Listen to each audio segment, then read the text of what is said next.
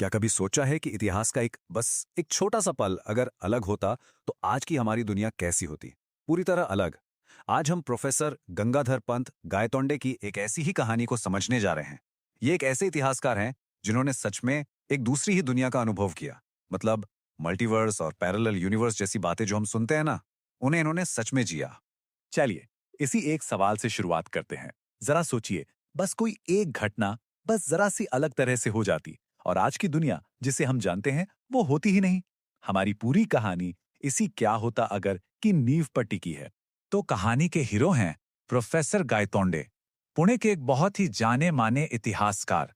वो पानीपत की लड़ाई पर अपना हजारवां भाषण देने के लिए निकले थे।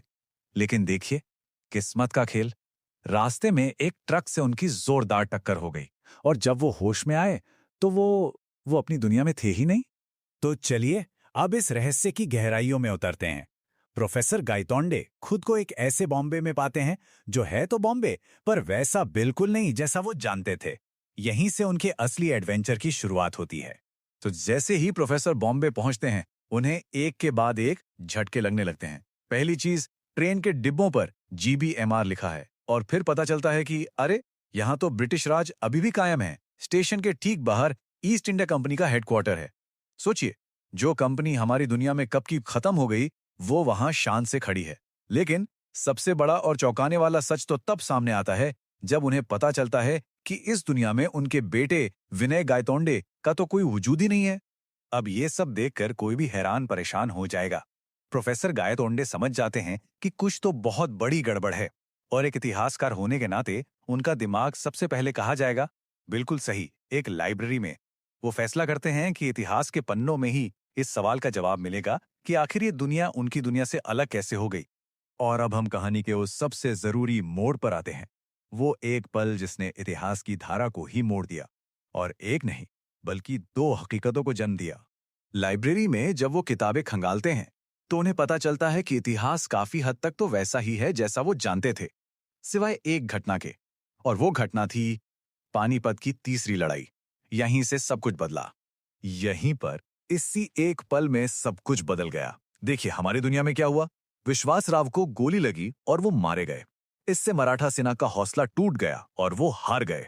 और नतीजा, भारत पर ब्रिटिश राज कायम हो गया।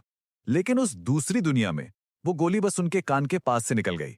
वो बच गए, मराठाओं का जोश आसमान छू गया और उन्होंने लड़ाई जीत ली। और इसका नतीजा, भारत कभी गुलाम बना ही नहीं और ईस्ट इंडिया कंपनी सिर्फ। अब प्रोफेसर ये तो जान गए थे कि क्या बदला था, पर अब उनके दिमाग में सवाल घूम रहा था कि कैसे, ये सब हुआ कैसे। इस रहस्य को सुलझाने के लिए वो अपने दोस्त राजेंद्र देशपांडे के पास जाने का फैसला करते हैं, जो एक वैज्ञानिक हैं। तो राजेंद्र देशपांडे, जो कि एक साइंटिस्ट हैं, प्रोफेसर के इस अजीब अनुभव को समझाने के लिए एक साइंटिफिक थ्योरी सामने रखते हैं, जिसका नाम है कैटास्ट्रॉफी थ्योरी। देखिए, इस थ्योरी का मतलब बहुत सीधा सा है। ये कहती है कि कभी-कभी किसी सिस्टम में एक छोटा सा, मामूली सा बदलाव भी बहुत बड़े और चौंकाने वाले नतीजे पैदा कर सकता है।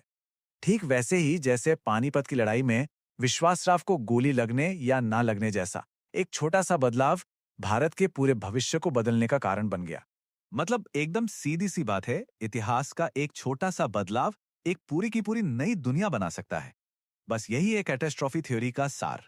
लेकिन ठीक है, कैटास्ट्रॉफी थ्योरी ये तो बता देती है कि एक अलग दुनिया कैसे बनी, पर ये तो नहीं बताती कि प्रोफेसर गायतोंडे वहां पहुंचे कैसे।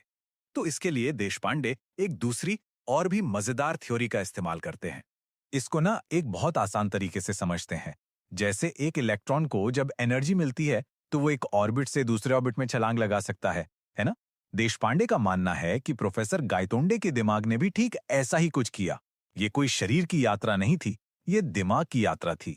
तो हुआ ये कि जब प्रोफेसर की ट्रक से टक्कर हुई, वो ठीक उसी वक्त पानीपत की लड़ाई के बारे में सोच रहे थे। बस उस टक्कर ने एक ट्रिगर का काम किया और उनकी चेतना ने ठीक एक इलेक्ट्रॉन की तरह एक क्वांटम लीप लिया और पहुंच गई दूसरी दुनिया में। और फिर वापसी कैसे हुई? ठीक उसी तरह, जब आजाद मैदान में भीड़ ने उन्हें मंच से नीचे फेंका तो उस दूसरे झटके ने उन्हें वापस अपनी असली दुनिया में धकेल दिया। इसका मतलब ये हुआ कि वो जो 2 दिन थे, उन 2 दिनों तक प्रोफेसर का शरीर तो कोमा में अस्पताल में पड़ा था, लेकिन उनका मन, उनकी चेतना एक समानांतर दुनिया की सैर पर थी। यहां तक तो सब कुछ काफी तार्किक लगता है ना? साइंस के हिसाब से सब सेट है। लेकिन रुकिए, कहानी में एक आखिरी ऐसा मोड़ है जो इस पूरी की पूरी थ्योरी पर एक बहुत बड़ा सवालिया निशान लगा देता है। और यहीं पर आकर कहानी का सबसे बड़ा रहस्य सामने आता है। एक तरफ तो सबूत है कि वो कोमा में थे, मतलब ये दिमाग की यात्रा थी। लेकिन दूसरी तरफ एक ऐसा सबूत है जिसे कोई झुठला नहीं सकता। जब वो वापस आए तो उनकी जेब से इतिहास की एक किताब का फटा हुआ पन्ना निकला। और ये पन्ना उस किताब का था जो सिर्फ और सिर्फ उसी दूसरी दुनिया में मौजूद थी। और यही वो सवाल है जो इस कहानी को हमेशा के लिए खुला छोड़ देता है। अगर सब कुछ उनके दिमाग का खेल था, तो फिर वो पन्ना कहाँ से आया? क्या ये सच में दिमाग का सफर था या उन्होंने वाकई दो हकीकतों के बीच की यात्रा की थी? इसका जवाब शायद विज्ञान और कल्पना के बीच की उस धुंधली सी लकीर में ही कहीं छिपा है। हमारे साथ जुड़ने के लिए धन्यवाद।